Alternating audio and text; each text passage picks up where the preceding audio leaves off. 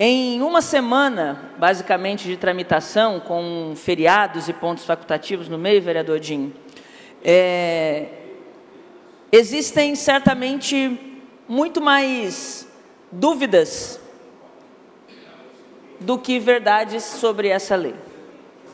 Alguns elementos que eu já tinha, inclusive, destacado no meu parecer de vistas na Comissão de Saúde, o vereador Afrânio trouxe na sua discussão, e eu quero reafirmar o seguinte ponto. O primeiro, desde a ementa deste projeto de lei, dispõe sobre internação humanizada.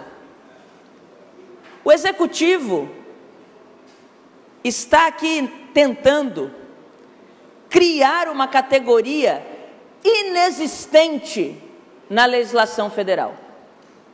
Inexistente.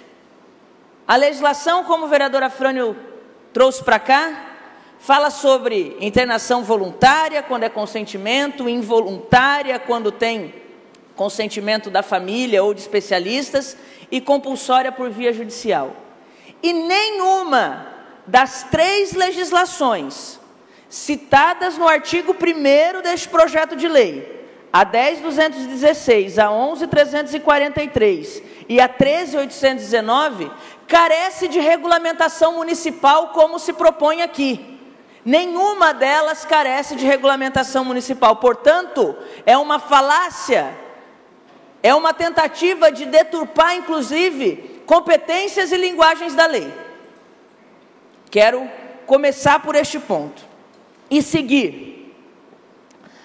O parágrafo 1º do artigo 1º diz que é direito das pessoas em situação de vulnerabilidade ser tratado com humanidade e respeito no interesse exclusivo de beneficiar a sua saúde. Me respondam uma coisa: o que há de humanização e respeito à sua individualidade, a espetacularização que a Guarda Municipal e a Prefeitura Municipal já vem fazendo de abordagens ostensivas, levando para o TikTok de forma espetacular, prendendo as pessoas, já promovendo, antes de qualquer legislação, mesmo que fosse legal, que fosse constitucional, um espetáculo do indivíduo. Cadê a humanização, vereador Ricardo, sobre o que já vem acontecendo? O senhor que é o maior entusiasta dessa lei e interlocutor com o Executivo. O parágrafo 3º do mesmo artigo fala que esta lei se aplica a todos os cidadãos que estejam em situação de rua. Quero dizer para os senhores que as 3 legislações sobre política de drogas, sobre política de população em situação de rua e sobre questão de saúde mental são abrangidas para qualquer indivíduo. E qual o interesse de só abordar ou restringir a atenção de uma legislação apenas à população que já está em situação de vulnerabilidade? Segue. O inciso 2º do parágrafo 3º diz que as pessoas devem enquadrar nos seguintes termos: pessoas em vulnerabilidade que venha causar risco à integridade física de terceiros. E as pessoas que não estão em vulnerabilidade e que causam também mal à integridade do conjunto da população.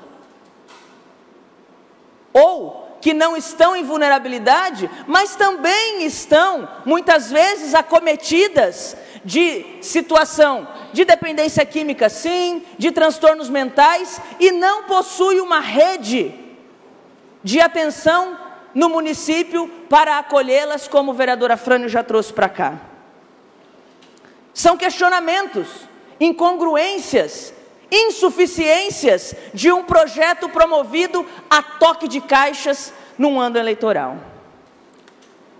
O artigo 3º deste projeto de lei, no seu parágrafo 2º, diz que, nos casos de internação involuntária, daí se recupera a categoria legal da legislação federal, não é mais humanizada, é involuntária. Nos casos de internação involuntária, deverão ser comunicados o Ministério, a Defensoria e outros órgãos no prazo de 72 horas. Interna-se primeiro, depois se comunica? Mas a internação precede da necessidade de autorização e laudo.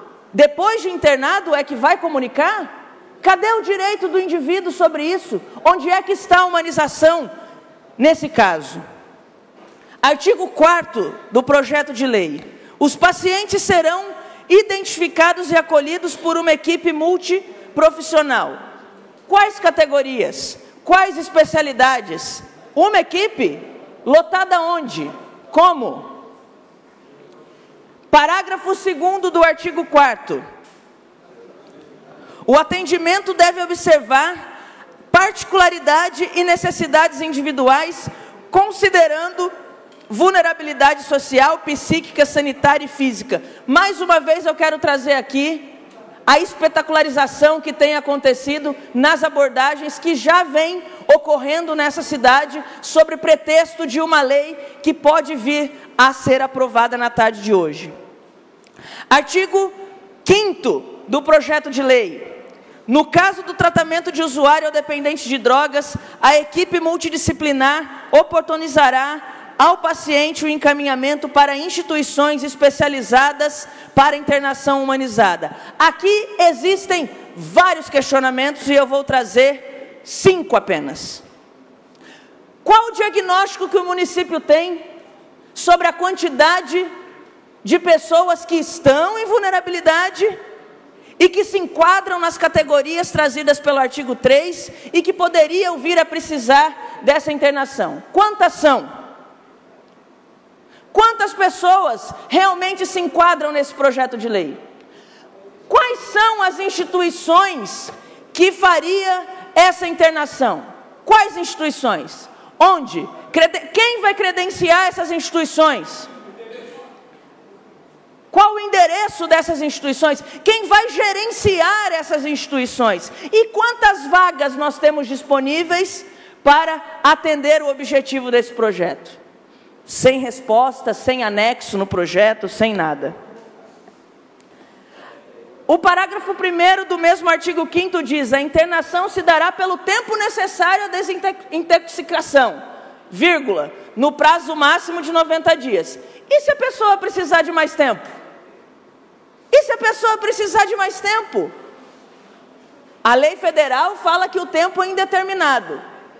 Mas será um contrato com alguma terceirizada que nós vamos realizar para que as vagas sejam variadas, a cada 90 dias se troque a quantidade de pessoas lá?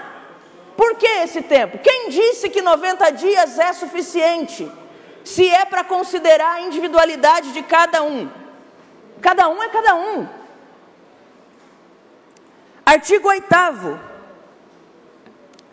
Para o reestabelecimento, após alta clínica do convívio social, a municipalidade poderá oportunizar, não é fica autorizada, poderá oportunizar o pagamento de benefício de desacolhimento. Por que o município até hoje não se cadastrou no programa federal Minha Casa Primeiro, que é uma das principais demandas da população em situação de rua? Ter um lar para se reestabelecer. Moradia primeiro. Por que não se credenciou? Aliás, quais são os programas do IGEOF de geração de oportunidade que levam em consideração especificamente as necessidades da população em situação de rua? Aliás, o que aconteceu com o DOA, que era o projeto revolucionário da população em situação de rua e acabou de romper contrato com a prefeitura? O que aconteceu com o DOA, que deixou de ser a grande revolução do problema? Fica o município, diz o artigo 9º, 30 segundos, vereador.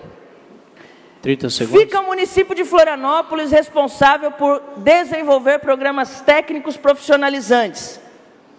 Quantas pessoas já têm formação? Quantas pessoas em situação de rua têm ensino médio, ensino fundamental, fala alguma língua, está desempregado e poderia ser realocado na sua profissão original? Há esse mapeamento? Vocês querem criminalizar o joio sem alternativas, nem mesmo para o trigo. Obrigada.